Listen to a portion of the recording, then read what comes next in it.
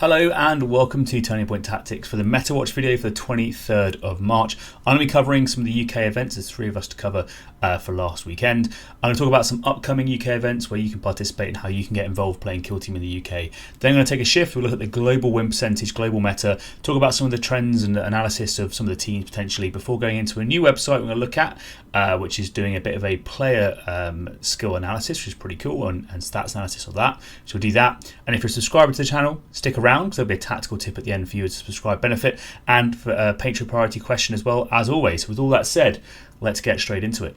Hello and welcome to Turning Point Tactics, the competitive Killteam 40k YouTube channel focused on giving you the strategies and tactics to seize initiative every turning point. I'm your host Ryan, and I'm here to help give you the tips and tricks to elevate every part of your Killteam experience. So no matter if you're a casual or a competitive player, there should be something here for you. If you're interested in supporting the channel, there's a few ways you can go about doing so. You can join the Patreon, where you get access to members only Discord, Patreon priority questions, early access to content, exclusive content, and tournament awards. Or if you find yourself buying Killteam goodies or hobby supplies, you can use one of our affiliate links in the description below, or discount codes with Crossfire Games and GG Prints. We're always keen to hear your thoughts and feedback, so don't leave that comment box empty. Let us know what you think. Once again, thanks for your support, and with all that said, let's get into it.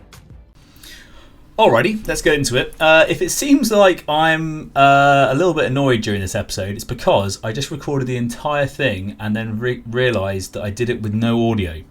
So, yeah, that's a lot of my time that I'm not getting back. So let's just see if I can do this without losing the will to live, because, oh dear, that's a real painful mistake to make. Anyway. 3 events to cover this week on the Metawatch.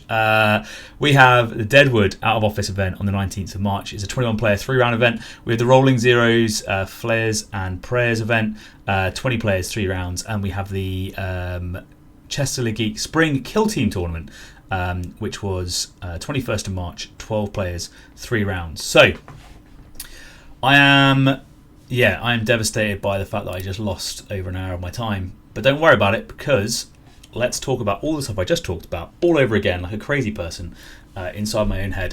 Okay, so starting with Deadwood out of office. Congratulations to Connor Holland Mills with his Celestian Insidiance going 3 back-to-back wins, doing really well there. And then Oliver Taylor Holmes in second place with XV26 Stealth Battlesuits with 3 back-to-back wins, going 14, 15, 16, just getting a little bit better each game there, which is awesome to be able to see.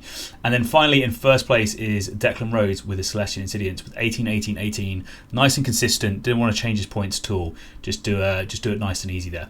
So congratulations Connor, Oliver and Declan for your performances.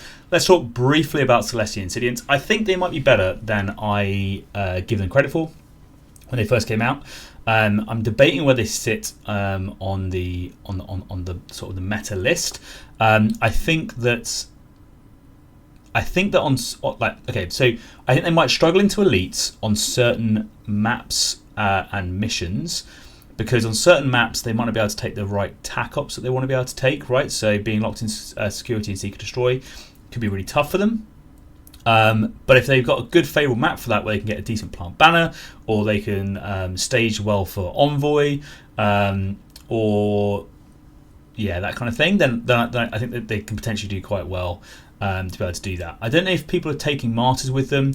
I had like a really interesting thought when I was thinking about the standard sort of risk logic that I make when I'm thinking about sacrificing models and that sort of thing. Whereas if you kill a model, right, you usually you lose that APL for the rest of the game. So they're 2 APL team. If you lose a model, you lose 2 APL for the rest of the turning points. But the way benedictions work mean they can hand that APL back, which means that actually they only lose 1 APL, which is actually quite impactful, particularly with the fact that if they're then against a horde team or something like that, they might be able to counteract, which then means they essentially lost no APL, which I think was kind of an interesting like thought experiment I had in my head, thinking about Celestian Insidiance, about how actually they can kind of take risk earlier on in a weird way, without it punishing them as much as it would do normally. You still get punished on the kill op, don't get me wrong, but you get punished less when it comes to sort of like your team's ability to continue to do things in later turning points. And with the abilities of the relics and the damage reduction, actually they're pretty good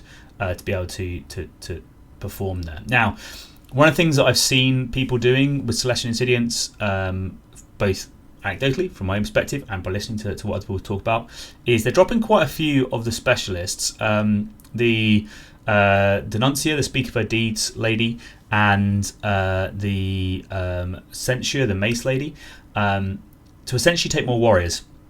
And I can sort of see the logic why. Essentially, you get more shooting, and a lot of the time, people are doing this. They're taking away the inspiring to be able to then give out the benedictions, which is pretty cool.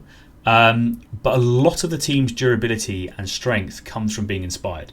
So if you're reliant on being inspired to be durable, actually just having more people being inspired is better, and you'll get the benedictions as and when they come, and therefore you actually might be in a better place by doing it. And so I can kind of see that why they're doing that. So Celestial Insidiant players, how often are you guys dropping your specialists? What specialists do you think you're keeping? What ones are on the hit list for you to be able to get more out of your warriors potentially? Because the piercing crits crossbows are pretty good, and they're doing well. Stealth battlesuits, I think they are on the a knife's edge when it comes to balance, because I think they're going to get buffed because of where they sit in the global meta, which we'll come on to in a bit and we'll talk about. However, if they do get buffed, then and they don't get any sort of other corrections, then they might suddenly go up really, really high, right? Because they're currently not very reliable at killing stuff. So they play this sort of like non-interactive null gameplay where they can then potentially score points and you can't, and they can therefore try and deny you crit op whilst also getting their tack up points, and that's like how they can play the game. And they're very good at handing out -1 APL to people, just being able to stun. They can sit in smoke grenades and just like stun people from across the map, and do that on counteract, which can be pretty brutal if you're a like horde team that's not able to shoot them. Combine that with the gun drone for movement restrictions, you can be handing out like 2 stuns, 2 movement restrictions on a horde team, and that's actually really quite painful against key operatives. So there's definitely something to be said there about how they can sort of control your opponent's movement. So yeah, stealth battlesuits, interesting one.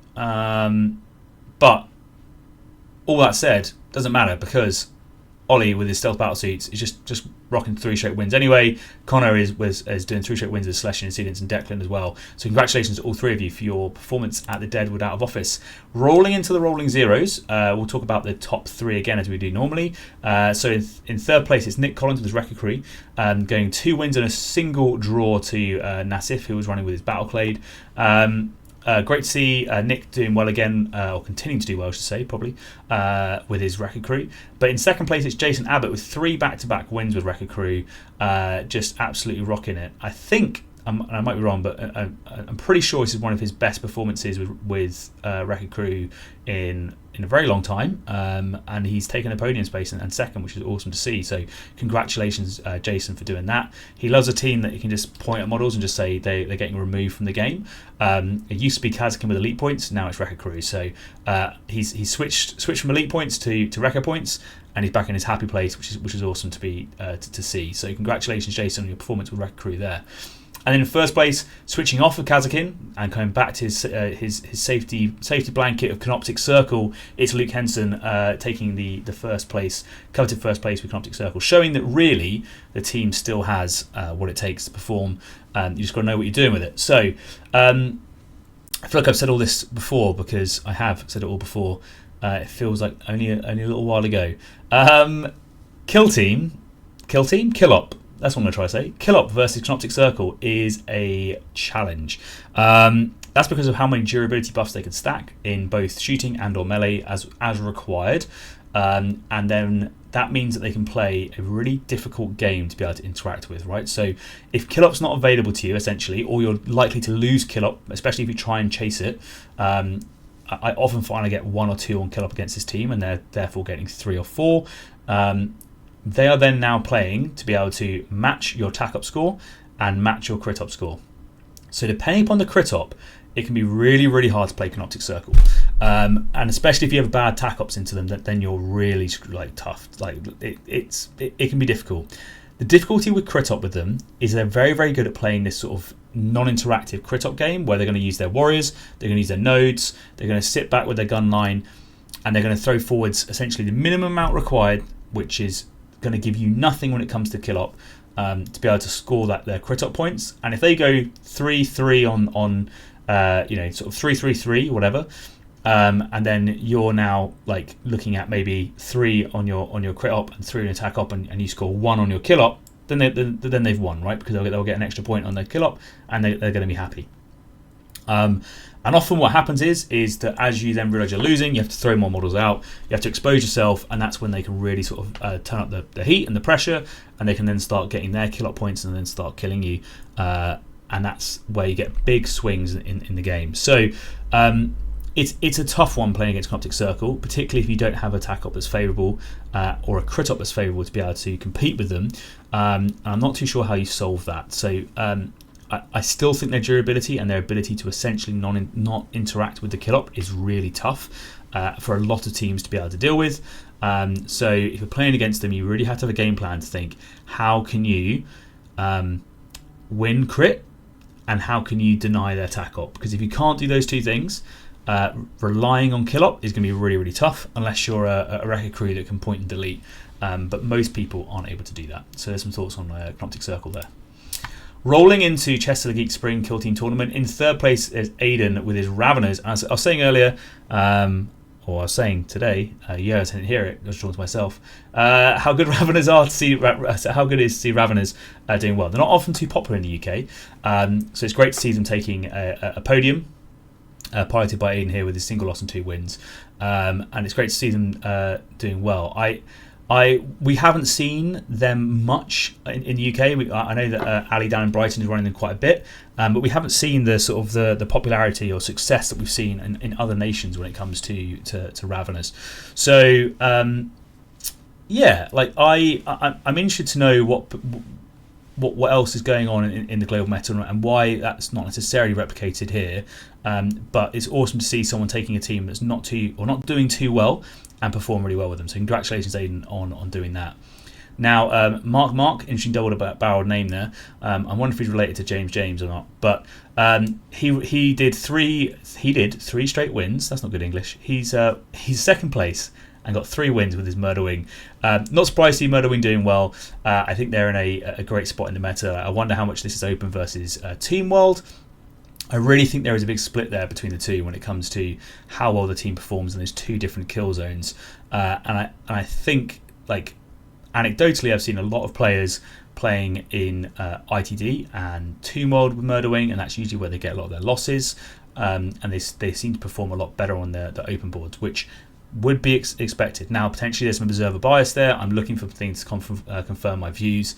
I might be speaking to people. I might have pushed that view out there. So if you think that's not the case, let's talk about it. Put it in the comments. Why do you think the team, or do you think the team is better on ITD or worse? But I think versus a lot of other elites, I just think Murder Wing is not as raw powerful on Team World or ITD as a lot of the other elites are, and they have a very different play style to what a lot of other elites play. So potentially a hard one to learn and pick up to run with. But the main one I want to talk about is the absolute Chad that's James. Just coming in with Deathwatch, just being like, nerfs, never heard of her, and just going three back-to-back wins there. It's great to see. Now I think Deathwatch are in a terrible place. James clearly disagrees. You're meant to be letting us get buffs, James, not just going 3 straight wins, taking first place. That's going to make our buff take longer to get. But yeah, congratulations, James, for taking first place, Chester-Le-Geek.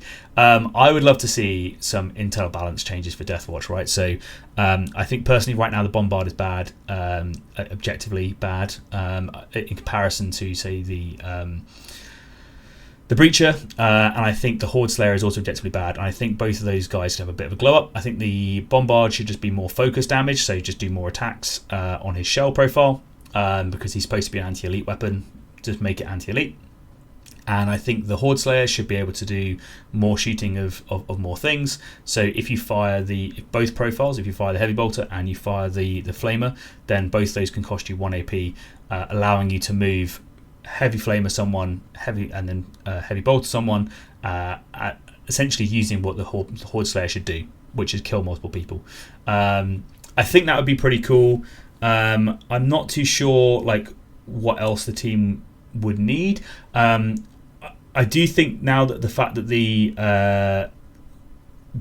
ammunition has been nerfed quite a bit, potentially the equipment to let you use ammunition twice could be made so you could use it once per turning point. So essentially you get 2 uses of ammunition per turning point, because I just don't really see myself taking it right now. I don't think it's very interesting or useful. One thing I would say with the Horde Slayer is I would like to see the flamer profile get given Seek Light. It doesn't have to be crazy range. Maybe make you reduce the range of the flamer itself or something down to 6 inches and give it Seek Light. But just to give the team a tool that it doesn't currently have. I'm a big fan of making them a sort of a toolboxy team. And I think that would make him an interesting choice over, say, the Breacher or, say, the Bombard, and you would then take him in certain matchups. The Marksman also doesn't get used very much. I think that's partly to do with how the profiles are on his gun, so the heavy dash is a bit probably restrictive, so maybe make that heavy reposition. Or make the guard better, where you can then be on conceal and then flip to engage to be able to do the guard, because being on engage in the open means you just get shot a lot, and it's not doing the control function that you necessarily want it to be able to do. So I think internal balance change is what I want to see for Deathwatch. Now clearly James doesn't agree with me, because he's just out there absolutely slapping with them and saying we don't need that, we can just win as is. So I'll get back in my box for now, but I'll continue to watch the team and see how they perform. But while according to Ryan, I'd love to see some of these internal tweaks just to make some of the lesser picked operatives in that team shine a bit more. Alright, let's roll into upcoming UK events then. So if you want to get involved in a UK event, you can do, and you can find these events really easily by going to the website that's in the description below. It's talkify.com/KT events. It will then take you through to this lovely sort of page here, or you can go on the agenda one, or you can go on the monthly one. Doesn't really matter, you can choose whichever one you want to do. But you can then see all the events, you can click on it and we'll go through to the website. We have coming up a pretty busy weekend. We've got UKTC Sheffield, which is a 2-day event over both Saturday and the Sunday. We have an event in Poole just on the Saturday on the 28th. We have an event in Saltash on the 28th. We have an event in Edinburgh on the 28th. And then rolling into April, it's quite busy. We've got the Boris charity event, it's a doubles event hosted by Deadwood crew up in Stockport. We've got Killzone Curtain with a 3-round event rock on the Saturday the 11th of April. We also have on the 11th of April the Forged in Fire casual event. That's going along at the same time as a team event is happening in the background. So awesome to see that's going to be in Yorkshire, in Sheffield at the Outpost. At the same time, there's a UKTC South Coast event which is going to be going on down the south coast of the UK. Rolling into the end of April, you've got the 18th of April, Norwich Killteam, a great bunch of guys, awesome dudes, incredible painting scene, so definitely worth checking that out. And they're allowing declassified teams as well, so if you want to go and take a declassified team out there, hey, get amongst it, that's your event for you. Then we're into the Brighton Battlegrounds, great competitive team scene going out in Brighton right now. So if you want to try and test yourself, I recommend getting yourself down to Brighton. They're going to give you a pretty good game to be able to see what's going on. And then finally into the beginning of May, Sunday 3rd of May, you've got Lincoln running one of its invitationals. Great little scene down there. They usually have some really cool little prizes of or good descriptions, names of stuff that you won't have thought of, and a good blend between the two of sort of hobby and competitive stuff. Great casual event as well if you want to get started. It's not normally too big, and they're a friendly bunch, and it's my local, so check it out. I won't be available for it sadly, but I'm going to go to this one in Sheffield. I'll see if I can get to any of these others based on where I am, but I'm going to be probably out of the country for these, unfortunately. That is upcoming UK events, so if you want to check it out, go to that website description. As I said in the description, it's talkify.com/Killteam events. You can then find out all about it, go to an event, have loads of fun, meet the community, get into more events. You're going to enjoy it. If you're a TO and you want to get your event publicised, I'll do this weekly.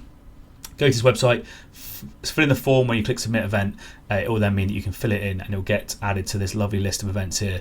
There are clearly loads and loads more that are upcoming and plenty to talk about, but as I said, submit your event so then people can know about it and we get more people playing more Killteam more often. Awesome. That is UK events covered. That is upcoming UK events covered. And now we're going to rock into talking about global meta win rates and percentages. So let's just get straight into it. Talk about 3-round events with classified teams. I will just quickly, because it's worth discussion and pretty funny, just look at the declassified teams and just talk about how Star Striders are going absolutely bonkers right now. Not very many players, right? So this is the first thing I'll say. Not very many players, and this is a team that if you haven't played against it, is definitely going to catch you out with all of the stuff that they can do at the start of the game and all the stuff they can do during the game, right? So if you've never played against assets before, it is the biggest like mental load you can play against, where there's essentially blast, torrent, piercing, like everywhere, all the time, all the angles, and it can come at you, and you don't know what's going on. So it can be a nightmare to play against if you've not played against it before. The fact that not many people are playing them means it's really, really tough. Combine that with the fact that then you have all their abilities with their sort of warrant a trade to be able to skip activations, or they can deploy all their equipment first, which is let's do a little subtle foreshadow towards a tactical tip there. If you're a subscriber, hang around. Then like that team is just doing it so well. They're also, as I said, they were very popular with sort of like I would say players that like to have a bit of skill expression. So I'm not surprised to see them doing so well. But they are declassified. So we're going to focus on the classified teams in this episode as I do normally. And we're going to talk about the top 5. And then we'll talk about the bottom 5. And I'm going to repeat everything I've just said previously. But none of you were here to hear it because it was a recording that I did. I'm not bitter, I promise. Murdering in first place, taking the crown, or remaining with the crown, actually gone down a win percentage, right? So 59.85%. They were above 60% last few weeks. So they've actually gone down a little bit in win percentage, but the placing has gone up by about 0.3%, I think. So 16.41 now. So they're going up in their placing rates just slightly, but going down in their win rates just slightly. I already talked about how I think anecdotally this team sort of struggles a little bit when it comes to the Team World and the ITD, and there's been quite a few of those tournaments in the UK which have been predominantly Team World and ITD, which then I think makes it harder for the team to be able to perform. But they're still doing really well. You can't be sad with a 60% win rate and a 60.5% placing rate, right? That's pretty good as it goes for a team. I mean, I always look at the placing rate to be, I think, more indicative of a team's strength, which is why I think Wolf Scouts are or remain right now to be the stronger team, based on I think how easy they are to play and how in comparison to Murderwing, and how they perform more consistently across kill zones. Whereas I think Murderwing are very, very good on Volcus, and they are like I think worse than Wolf Scouts when it comes to Tomb World or ITD, and the skills and the ability that they have to be able to interact with those teams. So that's Murderwing. Wolf Scouts remaining strong, right? 56.4% win rate, 20.52% placing rate. It's a really, really high placing rate, and they're just doing consistently well. Hey, what can I say about this team? Balance-wise, I just want to see it all a little bit toned down. I think they're too easy to play right now. Ultimately, having an entire team that's got plasma pistols and combat knives that are all lethal 5 is always going to be strong. Like when you compare them sort of like for like with any elite model, the fact they all move 7 inches, the fact they're 13 wounds, the fact they have access to damage reduction, the fact they have access to rerolls, albeit in melee only, but still there. They have access to obscurity on their own models. The charge conceal, like all of it is a lot, right? So I just think that if they want to keep all that cool stuff, they need to make it harder to implement the cool stuff. So maybe making it so that the more of it works only in the storm would be cool. You could look at reducing the size of the storm, but I think it's going to be difficult based on the products that have been shipped. You don't want to deviate too much from what the products have. So yeah, I think they need to like raise the skill floor of this team personally. I think that'll be better for everyone involved. And then also just take away some of the slightly more crazy stuff that they don't necessarily need. Like, so the fact that the medic removes injury for the whole game, and removes shock and stun for the whole game probably feels like it's a bit excessive. Choose between one of those as a strat gambit. If you lose your medic, you don't get your ignore injury. That feels reasonable to me. I think the leader having lethal 4 feels like it's like overkill. The talismans working outside the storm, the piercing working outside the piercing reduction working outside the storm, the damage reduction working outside the storm, the lethal 5 working outside the storm. I think if you made all of that only work when you're in the storm, then you're in a good place where the team then becomes harder to play. They become very, very good in one area, but they're not good everywhere, which is kind of where they are right now. So I think those sorts of things would be good to just to rein the team in sort of across the board, but keep the fun stuff, right? That's you want to you don't want to like kill the thematics of the team, but you do want to make it so they're not just dominating every tournament you see. Chaos Cults though are one to talk about. So I think this team remains incredibly strong. Now they're not particularly popular, right? Only a mid amount of data here, but a 25% placing rate is absolutely huge, and a 56% win rate is also really, really good. So the only reason why this team isn't like up here is because not many people are playing them. So there's potential that you got a few players skewing the data. However, like I think about 14 bodies, and I think about how difficult that is to be able to score the kill up effectively against them. And I think, wow, Chaos Cult are doing really well. And I think about how they're also really initiative resilient with how their mutations work, right? So being able to see where you go with your with initiative and say, okay, well you've given me initiative, therefore I'm going to make the guy that's the threat now turn into a torment so I can then go kill people. Or it's like, oh, I haven't got initiative, actually I'll leave that guy as just a mutant so they get the light cover and they can't be shot, or they'll become a sacrificial lamb, whatever, and I'll actually have a torment elsewhere ready to counterpunch and be able to do more things towards into the turning point, right? So that's like just a really strong like ability to be able to see how the turning point's looking and how initiative's going before you commit. Additionally, so there are 14 bodies, right? But most of the time you find yourself killing a torment, which does not feel like you're killing a 14 body team like model, right? Because killing a torment, particularly if it has like better armor saves or you're melee and you're fighting it with its accurate and all that sort of stuff, it's just a lot. Like it is going to do a lot of damage to you, and it's going to be really, really violent. So I think Chaos Cult are a really strong place, and they continue performing well. I think personally, like changing how or changing when the mutations happen to be in the ready operative step would be cool, because then you would have to allocate your mutations before you see initiative, and that will let your opponent have a chance to be able to play into it. And then I think also potentially if they're not going to go with so right now you get accurate 1 or accurate 2 on your melee guys. That I think could go to when they're fighting, not when they're retaliating, because you need to make it easier for melee teams to be able to kill those torments, and right now they're just so reliable. So something like that is probably one to think about. I don't know, but they're doing really well. And talking about teams that are doing well, Inquisition right up there next to them. Again, small player base, right? Not a huge amount of people playing Inquisition, but they're doing really well with a 57% win rate, a 20% placing rate. This is a team that is doing well, and we're now seeing these Horde teams placing pretty well. So this to me is the return of the Hordes, which is awesome to see.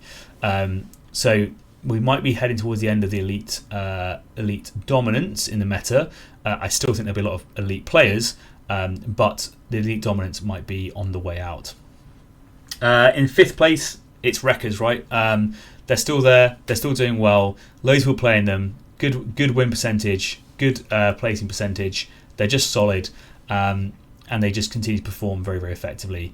I'm not surprised to see Wreckers enjoying themselves in the current meta. Hey, I've talked about them already. I think they're probably a bit too reliable, and maybe they just need to have that dialed down a little bit. I can't remember if it was this before or after I recorded this, but the Relentless Blast with essentially punishing 3 is just absurd with how much you can do. So that's what probably needs to be dialed down to make them a little bit more manageable for some people. Is like being able to accrue Wrecker points, immediately spend them, and be able to get essentially punishing 3 is a lot. So either reduce how many Wrecker points they can spend, or reduce if they can do it at the same time with the blast. I don't know. It's the problem is like they're not like crazy powerful.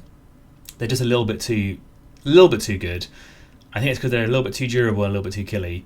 And they just have so much raw power and damage that, like, if you try and kill them as a full health knob or something, you're never going to be able to kill that guy with just scratch up. So, yeah.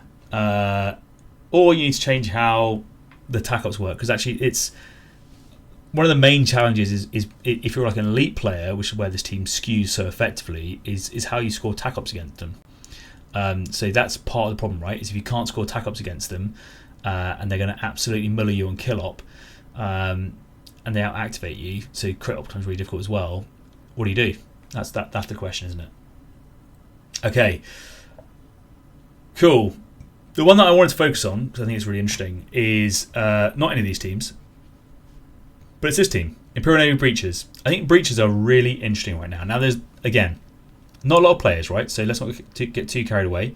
Not a huge amount of players playing them, but decent win percentage, 53%, and a very good placing percentage, 19.6, so 20% placing, which is, again, these are pretty high.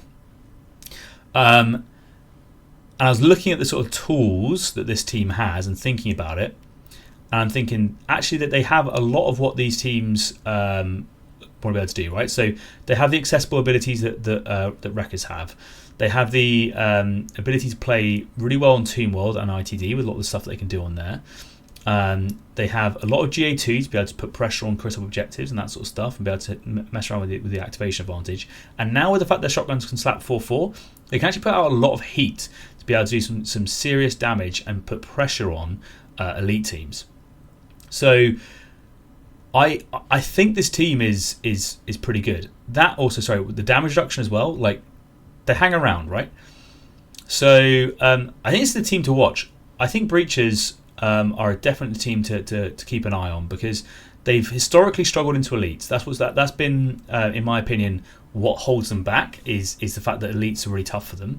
They have a melter gun, but once the melter gun's dead, they sort of really struggle to be able to do much output. Well, that's kind of been mitigated by the 4-4 damage now. So they have some output that can put work into elites. Combine that with the fact that, cool, and elites are now probably going to get getting worse because most of them are getting nerfed. Well, now you're in an interesting position, right? Where you have a team that's their big bad enemy is just getting nerfed, and they're kind of getting buffed. So I think Breaches are one to have an eye on the horizon for, to see what's coming for them, because right now they're looking pretty interesting. Let's roll down and talk about the bottom of the meta. So, sad to see that Salvagers remain in the lowest place down here, with a 36% win rate and a 5% placing rate, with a very, very small player base. Just generically, like, one of the points I wanted to make about this like bottom five. So Salvagers is a 5-inch movement team. Plague Marines, 5-inch movement team. Hyrotech, 5-inch movement team. Some of them are 6, but sure, like, generically quite slow. Battleclave, 5-inch movement team. Scouts are a 6-inch movement team, but only really 2 APL. I know one guy can get for a CP an extra inch, but also feels kind of slow. So these sort of like slow teams, low APL slow teams, like, they do not seem to be performing particularly well. Now, is that the reason in itself as to why these guys aren't doing well? Or is that why they just remain unpopular? Is it because people don't think they're too explosive and interesting and you can't do too much, or they're too punishing to play? That means that they're not particularly popular, but that their movement is holding them back. You know, Plague Marines, they are popular. They have a lot of people playing them, but they're not performing very well. So that's one for the comments. Like, what do you think it is that's holding Salvagers, Plague Marines, Hyrotech, Scouts, and Battleclave back? Because like, Salvagers are recon and security. Plague Marines are security and seek and destroy. Hyrotech are recon and security. Scouts are infiltrate and recon. Battleclave are security and recon. Or are they infiltrate and recon? Infiltrate and recon. So all got different tac ops. Like, these worst teams, like, they all got different tac ops, but for some reason they're just not performing well. And I think potentially, in my opinion, it's to do with speed predominantly and lack of explosive ability. So Salvagers, I'm selling myself on this 3 APL Thane. I think it's a cool idea. You can make his plasma pistol maybe a bit better as well, because his plasma pistol sucks at the moment. But like, I think making the Thane 3 APL isn't going to be too crazy. You don't want to throw him away because he hands out grudge tokens. He's got a cool ability, but I think you do want him to be more impactful and feel more like an interesting leader option. That would probably help him out, make the team more fun, and give him a bit more play. Plague Marines, I think Lumbering Death probably needs to go to like reposition distances rather than I think it's 3 inches right now. So there's a ceaseless when you move, as long as you don't move too far, because right now they've got a lot of melee operatives that need to move far, so they don't get the benefit. They're already a slow team, so for a shooting team, you don't want to be, and you can't move more than 3 inches. So your whole doing like heavy dash, you don't move anywhere, and then you become unreliable. So I think giving them a bit more movement is like, and with their ploys makes sense. I think the whole team should just have bolt guns, like just give them bolt guns, not bolt guns, sorry, bolt pistols, but like then that's like a just again nice quality of life buff. You might be able to get some double kills and do more stuff rather than just like fighting with the flail, killing a guy and then just standing there looking like, oh yeah, I'm going to be menacing. I think that all those things will probably help. And maybe some easier access to handing out poison tokens. Maybe the Nurgling ploy can do something a bit more interesting. I never see anyone use the Nurgling ploy. I think that could be a cool cool addition or something to be able to do there, where you can hand out some poison. Maybe it's on a dice roll or something like that. I don't know. That's Plague Marines. Yeah, that's Plague Marines. Hyrotech, I think this would be a team where I'd be interested to see some more internal balance changes. So the Technomancer pretty much hasn't been good throughout this edition, right? So doesn't really do much. Does a heal.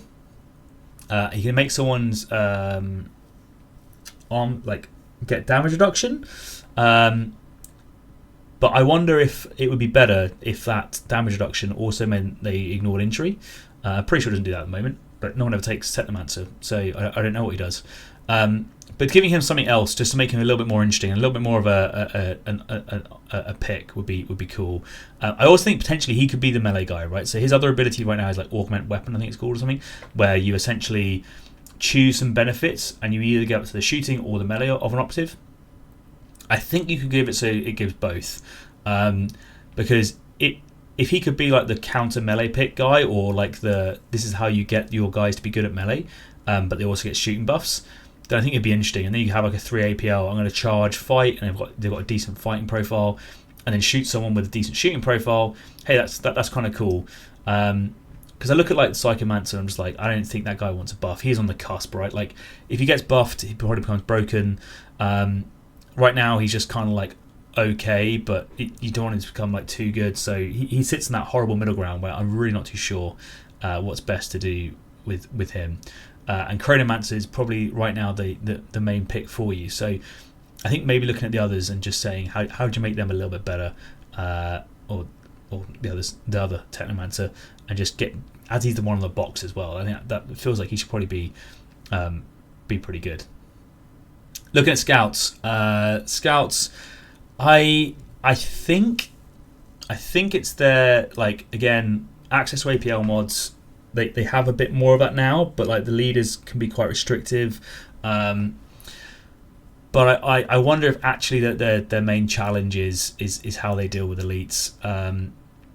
The shotguns are great, right? They do a lot of damage, but it's not killing an elite. It's just doing like 8 damage to an elite, and I think if you and that's on a good day, it's like 4 to 8 or something. It depends how the saves go. I think maybe you want an option there. Like, I think they need piercing as a potential. I would do it versus 3 up saves only, just to make it so that you don't punish 8 wound teams too heavily, because the risk is like at the moment this team can kill 8 wound teams really, really easily, and that's not necessarily what you want to do. You don't want to have it where they're just able to just kill those teams any better, but you probably do want it where they can do better into elite. So like making it against that 3 up save, I think is good, and I think then if they had that, they could become a bit more explosive, a bit more interesting. I think that would be cool to see. I also, so one of the people said in the description or the comments a little while ago that the team struggles with sort of its CP efficiency, and I do kind of agree with that. So I was also wondering if the designate target ability, where you get balanced against a single target, if So if you got rid of the generate CP faction one, I forget which one it's called, it's devise plan, I think it's called. Get rid of that, and if you made it so that designate target was a strat gambit, where you get balance versus that target, and if that target then dies, you gain a CP. I think that could be pretty cool. It would give you a reason to take it, and then you'd also then you probably wouldn't get anything in TP1, right? But you could potentially get something in TP2 and TP3 and TP4. TP2, your opponent can probably play around it and hide that model. So maybe just get 2 CP out of it, but it can be like a really cool denial tool, right? It's be like, all right, I'm going to make it so it's that guy, and then your opponent's like, well, do I want to put that model forwards, or do I want to hide him so you can't actually get the kill? I think that would be cool and it'd be interesting, and it would give scouts a way to get around that CP generation issue without it becoming like just take 3 additional CP. They don't need that, but I think what they want is something to make it more fun and more interactive. People's thoughts on that. I'd be interested to know what people think. Is that going to make the team broken? I don't see many people doing the designate target at the moment. I see people take the +1 CP all the time. So I think it would probably, in real terms, just mean that you get an extra CP.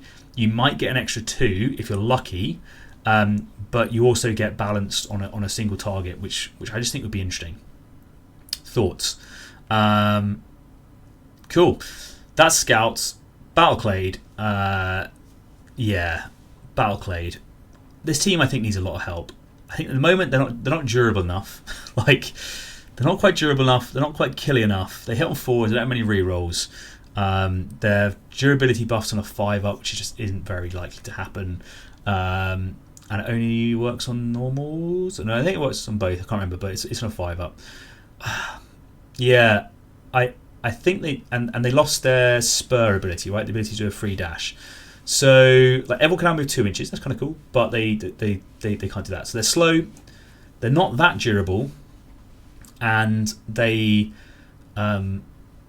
not reliable in their killing. So how do you sort of get them a little bit in all of that without going over the top, right? It's probably the question. So the durability, do you make it on a 4-up? Do you make it so that if it's on an objective, it's automatic? Do you make it so if it's in range of a leader, it becomes automatic or something like that? Maybe something there. Do they get like the reverse Canoptech treatment where their accurate 1 becomes like accurate 2? So everyone gets accurate 1, they get accurate 2 if they're then within range of a leader, or an objective marker or something like that. Is that a way to be able to make them more interesting? Maybe that would be cool. The accurate 1 if you're in range of the thing. So if you're on an objective marker, you gain accurate 1. If you're in range of your leader and the other dude, you get accurate 1. So you can stack the 2 to be potentially accurate 2. Is that going to help? It's going to help the reliability a little bit. Then you have, as I said, maybe you do a similar thing where you have your damage reduction is 5-up, but if you're in range of an objective marker, it becomes 4-up, and if you're in range of your auto proxy or the other guy, it becomes a 3-up.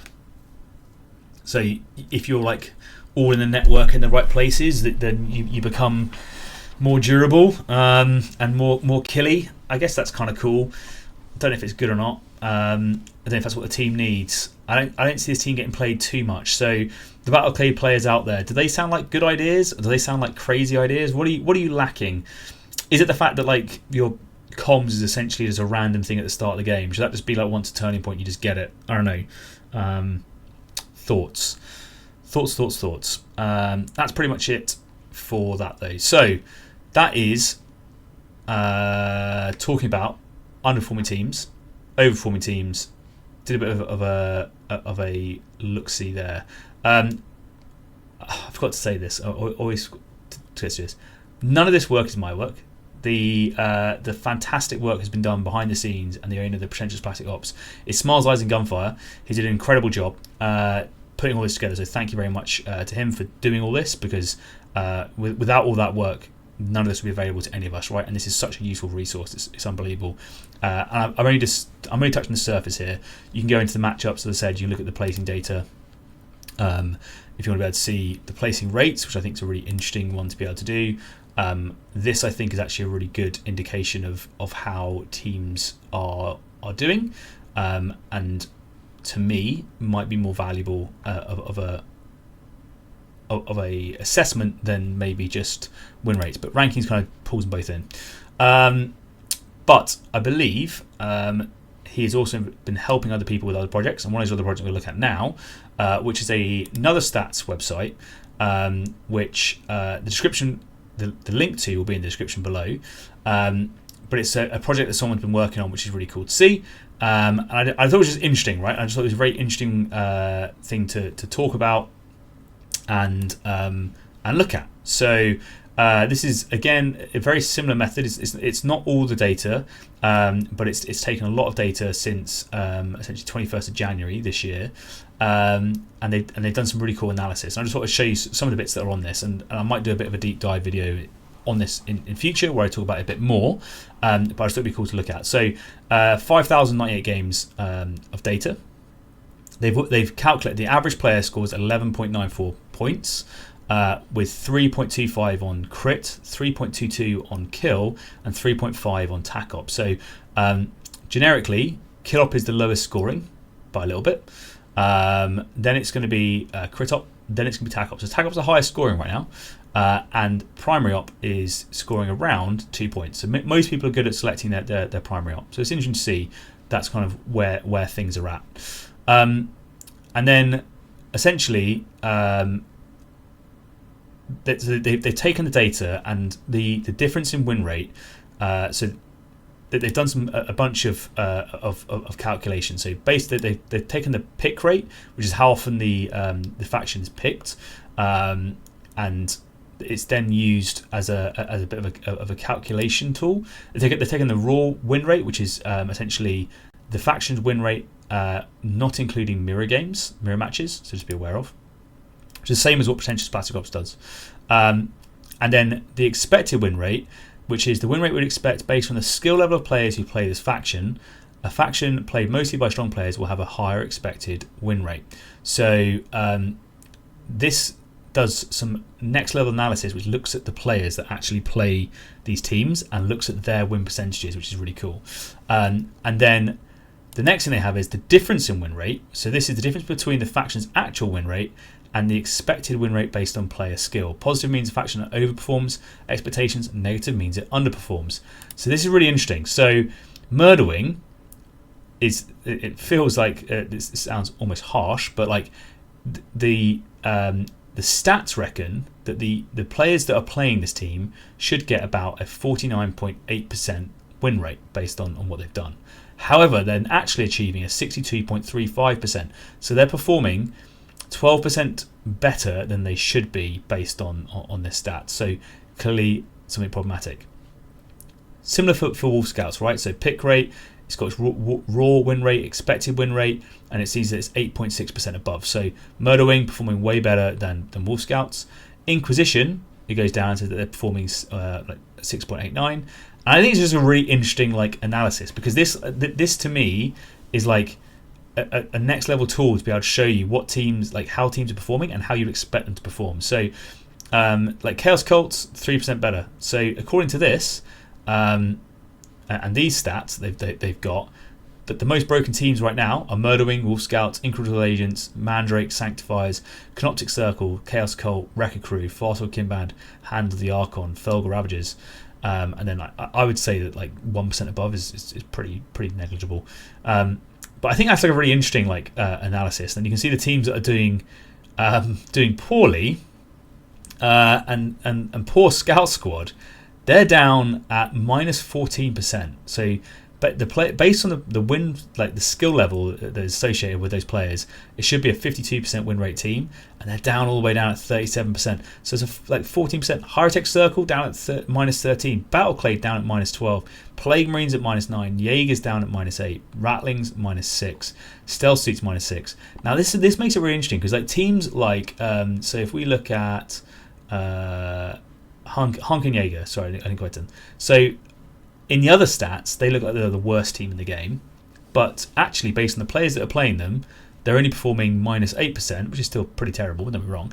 But that is nothing in comparison to Scout Squad. So when looking at these sort of stats, Scout Squad's actually the worst team to get. I think it's a really interesting like analysis tool. Now, clearly, not all data is perfect, right? But I just thought that was interesting to show. This is one of the things that you can do. Is that overview. There's loads of factions and matchups, stuff like that. But the other things that I thought was interesting is you can do you can select a faction. You can look at its win rate against the field, and you can do a matchup breakdown. You can see where it's performing, and you can see it will pull all the data and it will do the calculations. I should have done this beforehand, but I'll go on to some others and look at it. But the other stuff it does is it looks at your individual performance, which I think is pretty cool. So, and it gives you your own player skills. So I've just put mine in because I think it's only fair for me to show my own data, not other people's data. But you can clearly go in here and look at other people's stuff.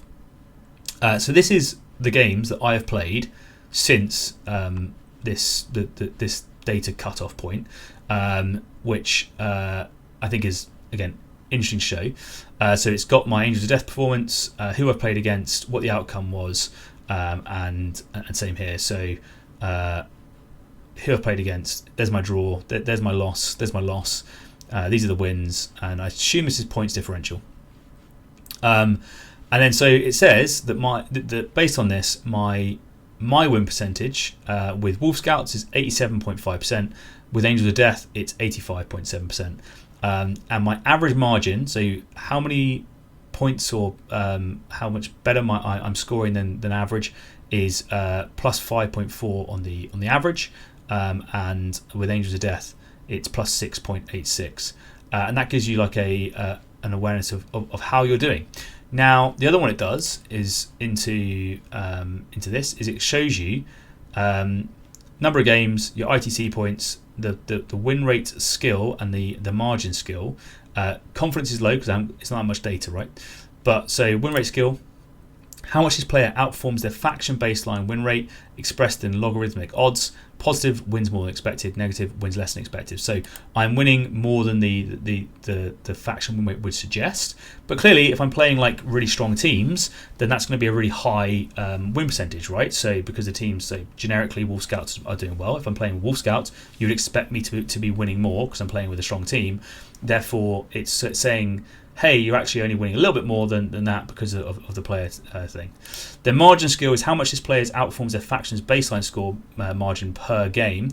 Positive equals scores more than expected. So this is how much more on average I'm scoring per game than the average of that faction. I think it's just really interesting data. So for those who don't know, like I also have a spreadsheet that I run, and it can you can do all this. Now, other things that you can do with this, which I think is kind of cool, is you can do your faction that you think you're playing on, and you can have a look and say, right, if I'm going to play against Battleclade and it's going to be piloted by let's say Bart over here, you can do this and it will figure out what the likelihood is of winning and that sort of stuff. Now I probably should have again actually loaded all this up before I got there, but it reckons that I actually only have a 49% chance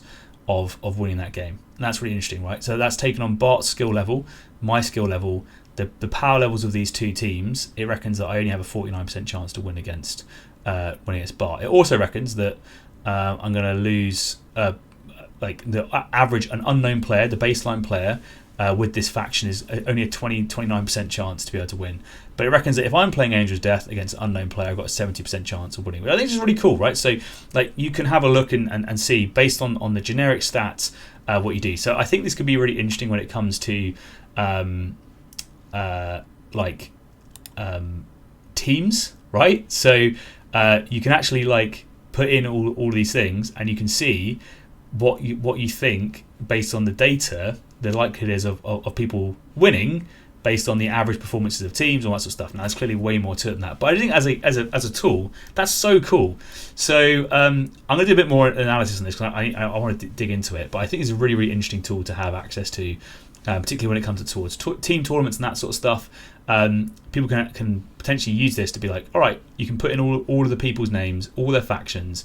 You can run all the data, and you can be like, what is it saying the likelihood of winning is based on stats? And I think that's a pretty cool thing to be able to do. Okay, that is all the stuff I want to talk about this week when it comes to global stats, global meta, all that sort of stuff. So thank you very much to all the guys that are doing that in the background. And so I'm going to play more with that tool, but I just wanted to quickly have a look at it and go, hey, what was going on? As I said, if you want to check out any of their stuff, if you want to go to Pretentious Plastic Ops, you can check that out below. If you want to go to the actual website escapes me. Let me just quickly check what it's referred to as. Oh, I'm now lost in the metaverse of my various bits. It is... No, I've lost it. It'll be in the description below. I'm sorry, I've forgotten the actual name for it. It's top left. It says Killteam Stars and Celebrities, but I'm not quite sure if that's the correct one. I believe it's called like Skills something or other, but I've forgotten. Anyway, we'll check that out. That's in the description below. Help support them because I think it's some awesome tools. I love to see. I love to see what the community's doing with the game, right? And it's awesome to be able to see, and it means that we can get more tools, get more data, and more discussion, which I think is awesome.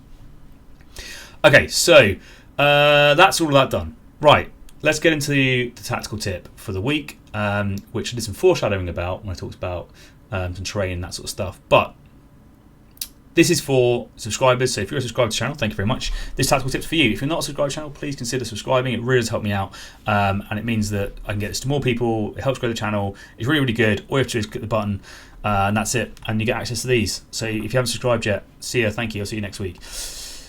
Jokes. Okay, let's move into it. Subscribe benefit. Using terrain, or use terrain, to block the placement of terrain, right? This is like a really simple thing, but I see people get it wrong all the time. And if you don't do it, you can essentially lose a game with equipment placement straight away.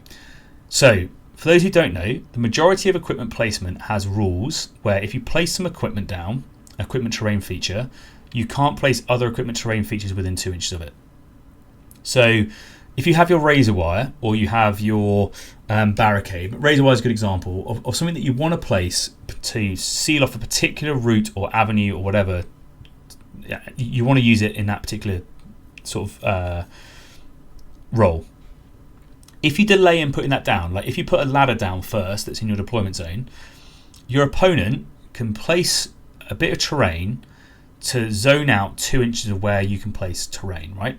So often you see this on the mid board, right, where essentially you'll place a bit of terrain directly on the halfway line, and it will then extend 2 inches over the halfway line into your opponent's territory, which might mean that it reaches your opponent's home objective, and it means that they then can't seal off your access to the home objective. That's really, really big, because if you can now reach the home objective and they can't put razor wire or they can't put a light barricade to stop you from being able to do that, particularly when access points and that sort of stuff might restrict where you can do it, and the combination of effects means that you can't now place things where you want to be able to place them, you can then get access to their objective where you wouldn't necessarily be able to. This is really important when it comes to teams that, if part of your game plan is getting access to your opponent's objective, is really critical. So if you're playing like you're playing a crit op like download, right? Download, it's really, really important that you can reach your opponent's home objective, because you get 2 VP for doing the download action on your opponent's home objective. And if you don't do that, you're probably not going to score much on the crit op, and therefore not going to be able to do too much during the game. So if your opponent has got razor wire, they've got light barricades, they've got mines, whatever, you might need to place a bit of terrain in such a way that the 2 inches extends to be able to touch their home objective, and now they can't place something to block you from reaching it. And that is huge, because now you have access to the home objective by placing a bit of terrain in the way. So it's one of those things to consider. Like, a lot of people forget that you can use terrain to block the placement of terrain, of other terrain, which can open an access route as opposed to close it. Everyone's very, very familiar with closing access routes. Everyone always uses like razor wire and barricades to say, you can't go through here, you can't go through here, and I'm going to base block it so that my bases can fit through and your bases can't. That now is pretty commonly seen, in my opinion. But what's not seen is people saying, okay, well, my first bit of terrain I'm going to place down is going to go here, such that I now have a route. So if there's a choke point that you know is going to be impactful, and you're a 32mm base or a 40mm base, you can, on that choke point, place a light barricade such that there's a 40mm gap to one side, and it now remains open. So if you're like a melee team, you need to push forwards. Think about that. Think about, okay, how do I place terrain to, rather than block people out, to ensure that I have access to the routes that I want to use. Hopefully that's a useful tactical tip. I'm going to try and keep it nice and short today. But yeah, use terrain to block the placement of terrain to open routes, not just closed routes. But you can't place it within 2 inches. And I've seen games won and lost based on that, by the way. Okay, that's the subscriber benefit tactical tip. If you enjoyed that and you liked it, consider dropping us a like or subscribing to the channel. As I said, it massively helps us out and I really appreciate it. Finally, we're into the patron priority question. Okay, so I've actually had quite a few patron priority questions, so I'm going to try and roll through them over the next few episodes, but I'll do one at a time. But the question is, generically, it is skill versus meta, with a bit of competitive scene nuance.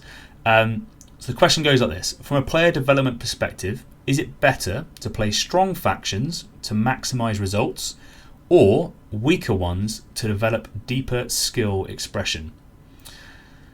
And then it sort of rolls on into competitive play naturally rewards results, so players on top tier teams tend to rise faster, while those investing in weaker factions risk falling behind despite building strong fundamentals. Which path do you think actually produces stronger competitive players over time? How can we recognise and celebrate the grinders too, as well as the meta chasers? And then no shade against meta chasers. Okay, that is a fantastic question. There's little different parts to this. So let's talk about the first part. Right, so from a player development perspective, is it better to play strong factions to maximise results, or weaker ones to develop skill expression? I'm going to say the answer to this is, in my opinion, neither, which is probably like unhelpful, right? But I think it's neither. So I talked previously about choosing a team that you enjoy playing with, because you're going to want to do the reps, and that's definitely going to be a factor. If you're trying to get good as a player, and you only play the strongest teams, then you have to really question what it is you're learning. So if you're playing a stats team, right? So if there's teams that you're playing which just they're just really good because they're raw power level, then you're probably mislearning what the team's about. I think the best thing you can do is choose teams that have tools and learn how you interact with those tools. So if you just play whatever's the strongest, you're going to learn how that team plays in a certain format in a certain particular way. However, if you want to learn how to be good against a wide variety of opponents, learning how different tac ops work is going to be really important. Learning how different crit ops work is going to be really important. Learning how a horde team plays and how a horde team wins versus how an elite team plays and an elite team wins is really important. Now, there's different ways to do that. One is you can focus on a certain team and say, okay, I want to play Deathwatch, for example.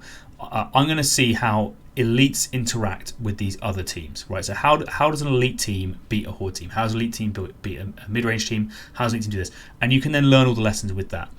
But you want to have in my opinion, like a tools-based team. So if you're not like learning how to solve problems and think about how, because the difficulty is like if you want to be good at playing and learn quickly, when a new team gets released, you'll constantly be caught off guard if you don't have the wider perception of what's going on, right? So if you've never played with a team that has Seek Light, or you've never played with a team that has Super Conceal, or you've never played with a team that has Activation Advantage, when you pick up Murder Wing for the first time, because you're now playing Murder Wing and you go, oh, I can now essentially have Activation Advantage, but you're not used to playing it because you've only ever played elites, then you're not thinking about how you could use it, right? Whereas if you've played some games as a horde team and you've said, okay, like this is how I would play this game as a horde team, this is how I would use Activation Advantage to my advantage to be able to win this game, how can I now tweak that with the elites? Why is that strong for me right now? So I'm not saying it's required to play strong factions or weak factions. I think what you need to play is factions that have different tools and different skill sets to broaden your skill set, and some of that might just be to give you perception on what other skills are out there, or what other tools are out there, as opposed to mastering them yourself. You can just sometimes just go, okay, well, I'm gonna be an elite player, right? I'm going to get good at playing elites, but I really want to understand how I can use control tools. So I'm going to play a team like Phobos, I'm going to play a team like Wolf Scouts, and I'm going to use the Mine Layer, I'm going to use the Guard, I'm going to try and see how I can use those tools and those abilities to be able to really get what I want on this map and this layout to stop my opponent being able to do what they want to do.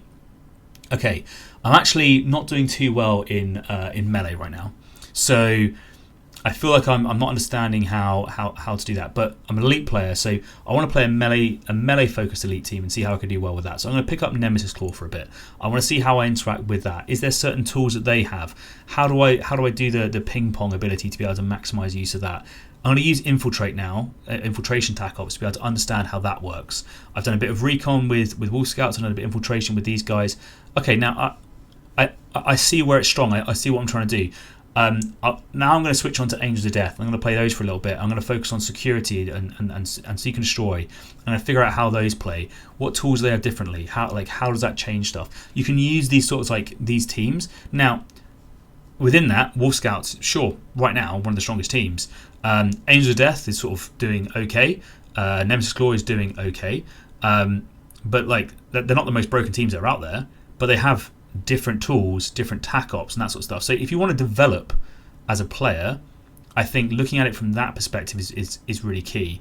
And then when it comes to you wanting to play into other teams and thinking about how you're going to play these things, and you go, well, okay, they've got Seek Light. What does that mean? Well, I know when I was using Seek Light in Angels of Death, I was doing this. So I need to think about how I'd be able to solve that. Maybe it's a heavy barricade in a certain place. Maybe it's okay, well, actually I need to take some smoke grenades because that's going to be the way that I'm going to stay survivable, or I'm going to use an obscurity buff because I don't have a way to get around it, whatever it is, right? So thinking about it in those ways where you go, okay, based on the fact that they've done that, I can now do this, or I know that they can do this, and therefore I need to change my tac op choice, I need to change my positioning, or whatever it is. I think it's going to be more useful. So I don't think you should deliberately go out of your way to play a strong faction, and I don't think you should be going out your way to play a weak faction.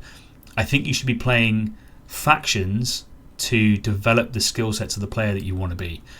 And that might be, if you want to be a complete all-rounder, which is so for a period of time, I decided I was going to be a complete all-rounder, right? So I wanted to get as much breadth as possible, and I was just going from event to event, playing a different team every weekend, and I was just trying to learn about how the game plays.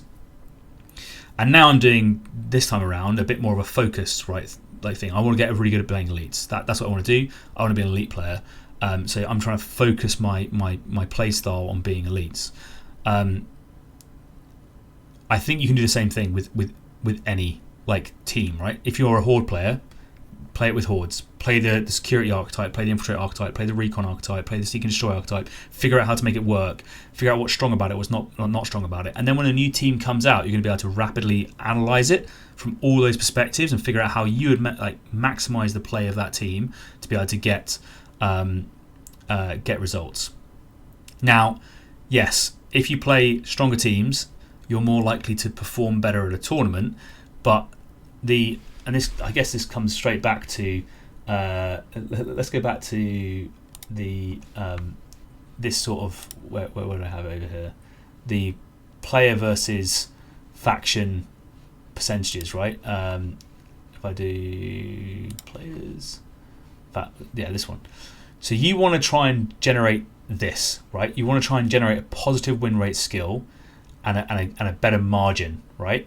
So if this is negative and this is negative, then the fact that you're still winning games isn't good because you're not learning stuff, right? Whereas what you want to try and do is make this better. Now, if you just play a bad team, you're just going to start losing, right? And that's not necessarily helping. So I think it's about more having a bit of a structure to your development and saying, okay, these are the skills that I want to develop. I want to understand all of the archetypes better. I want to understand the different tools that are available to me, and I want to understand how to play with them. And by doing so, I'm going to have a better understanding of what my opponent wants to do and how I'm going to be able to counter that. Because like being able to predict attack ops is really important, but if you don't understand how attack op works, you're not going to be able to predict it. So you need to have that investment to go, okay, I've read it, I've understood it, I've applied it on the tabletop, I now know how I can potentially play against it. And then, into the next stage. So competitive play naturally rewards results. So players on top teams tend to rise faster, while those investing in weaker factions risk falling behind despite building strong fundamentals. So I think, again, the way that this is phrased is true if that player is winning a lot, right? So if they're always getting first place or second place, whatever, they're always podiuming, then sure, it feels like they're getting rewarded, and maybe that's what they want, because they're on the top team and they're a strong player and they're doing well. However, if you are like, if that becomes your win matrix, and the only thing that's gonna let you say that you've won is by getting first, second, or third, then that can become really difficult for long-term like development and long-term enjoyment and engagement with the game, right? So you want to have that, like, this is not a sprint, right? This is like Killteam is a bit of a marathon, right? You want to have that, okay, I'm going to get good over time, and I'm going to make sure that I'm doing small incremental improvements to be able to make sure I do so.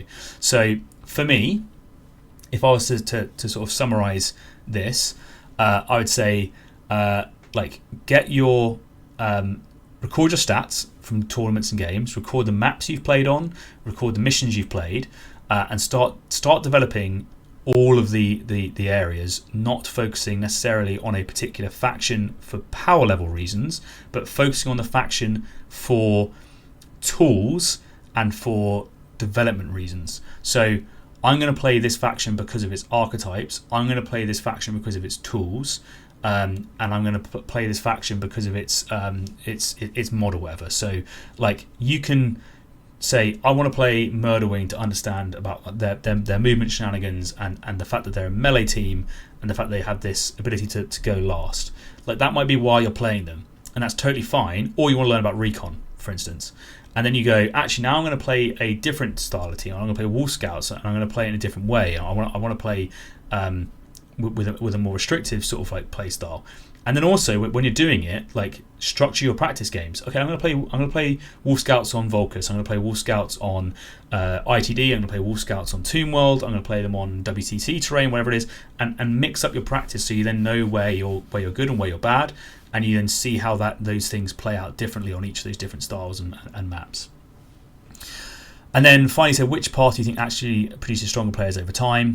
How can we recognise and celebrate grinders too, as well as the meta chasers? So, how do you celebrate grinders is a fantastic question.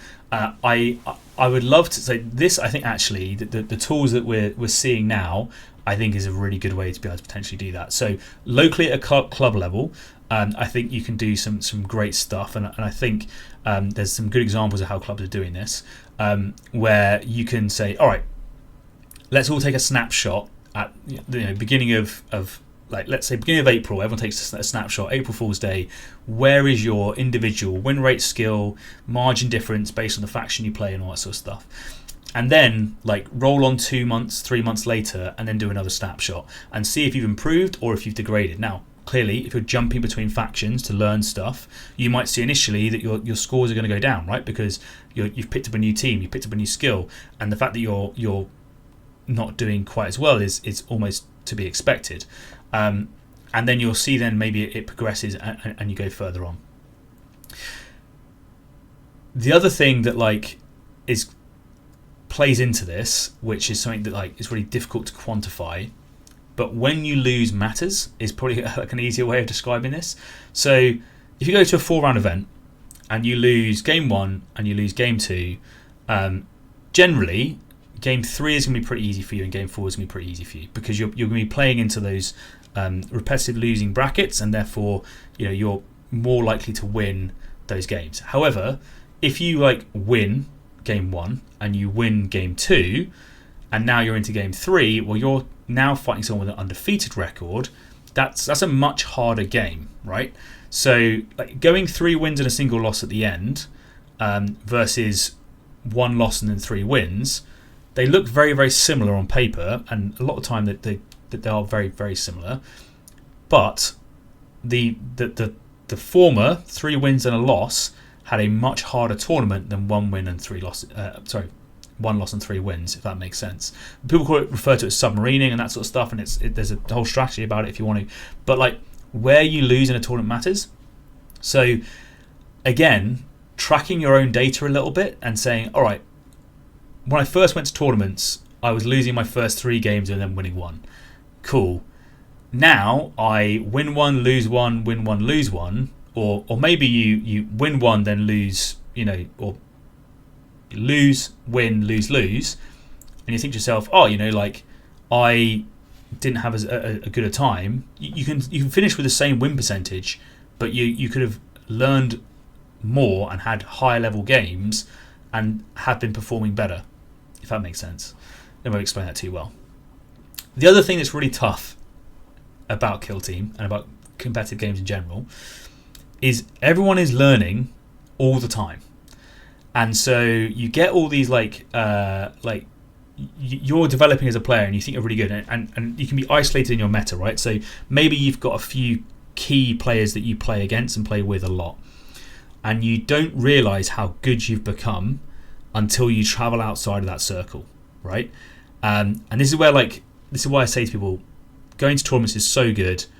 It, going around and just playing against other people is just really good, because you just get to see how different metas operate, how different people play, and you just get to test yourself in different ways.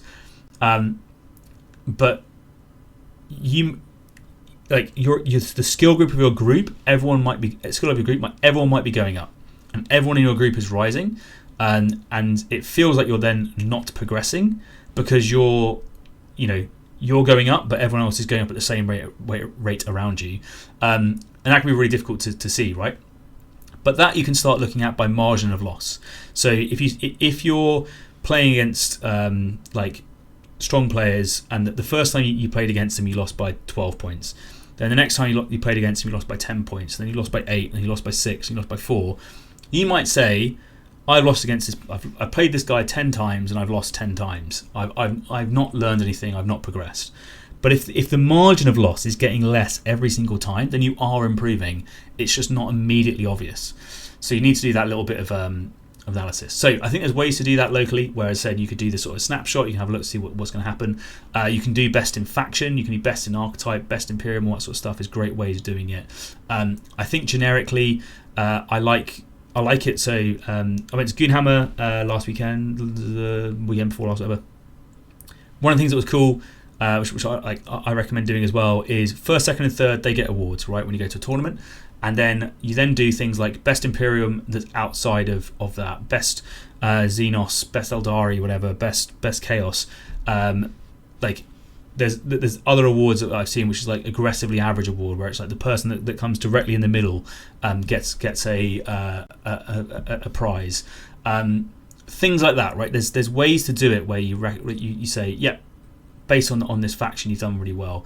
You can reward off meta picks as a TO, where you go, this person, the best person who has performed with a team that's not currently in the top 5 in the Metawatch. And then give them a prize, right? Those sorts of things, I think, is a really good way of just being incentivise people for playing the game that they want to play in a way they want to play it and enjoying themselves.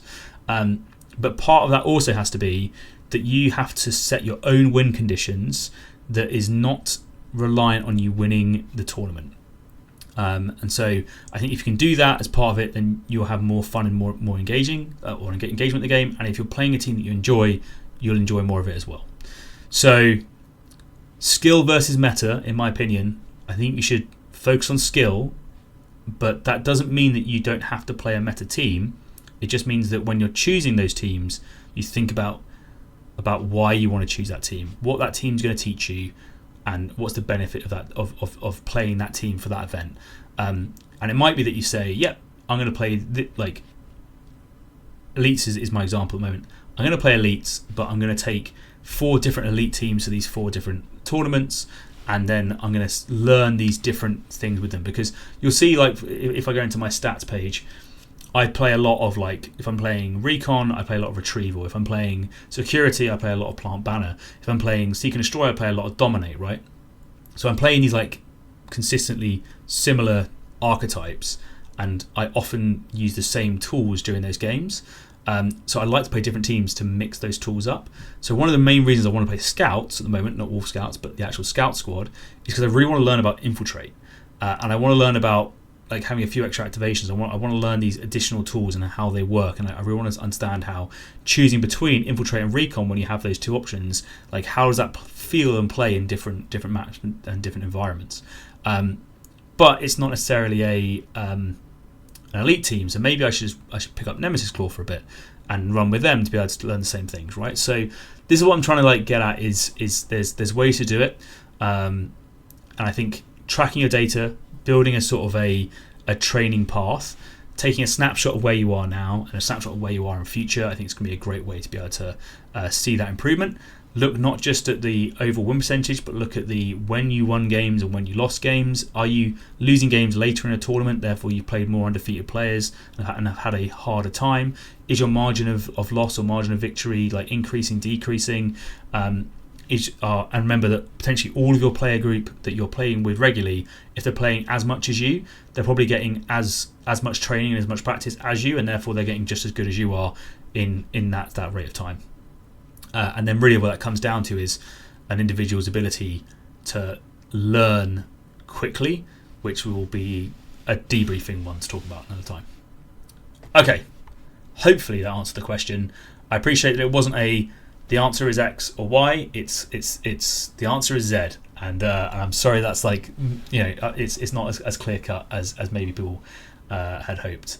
That is going to bring us into the Metawatch episode. I had to record that whole thing twice, so hopefully this time it has audio, and if not, then you might not get a Metawatch this week. But yeah, hopefully it has. So we will see how it goes. Thank you so much for bearing with. Hopefully I managed to keep it all informative. I probably forgot a whole bunch of stuff that I said the first time, and maybe it was a bit waffly, but hopefully you enjoyed it. If you did, consider dropping a like. As I said, it'd be much appreciated. If you enjoyed that Patreon priority question, you can submit one by being a patron. Just go on to either the Patreon website and do it there, do it on Discord, message me direct, whatever's easiest for you. I'm happy to do that. If it's a quick one, I can answer it potentially just there and then. If it's a longer one, I'll put it up here and do it as part of the full episode. So that's it for this week, and I'll see you all next time on the next episode of Metawatch. So take it easy, all. That brings us to the end of the episode. Hopefully you found something new or useful while listening, and if you did, throwing us a like would be greatly appreciated. If you want to make sure you don't miss any episodes, make sure you hit that subscribe button and click on the bell so you get notifications as soon as the next one drops. It really is the best way to help a small channel like ours. And if you can't wait and you do want early access, we have a Patreon where you can get exclusive access to all our content ahead of time. As always, we'd love to hear your thoughts and feedback. Just drop a comment below and we'll get right to you. Thank you so much for listening. I'm your host Ryan, this has been Turning Point Tactics, and we'll see you next week.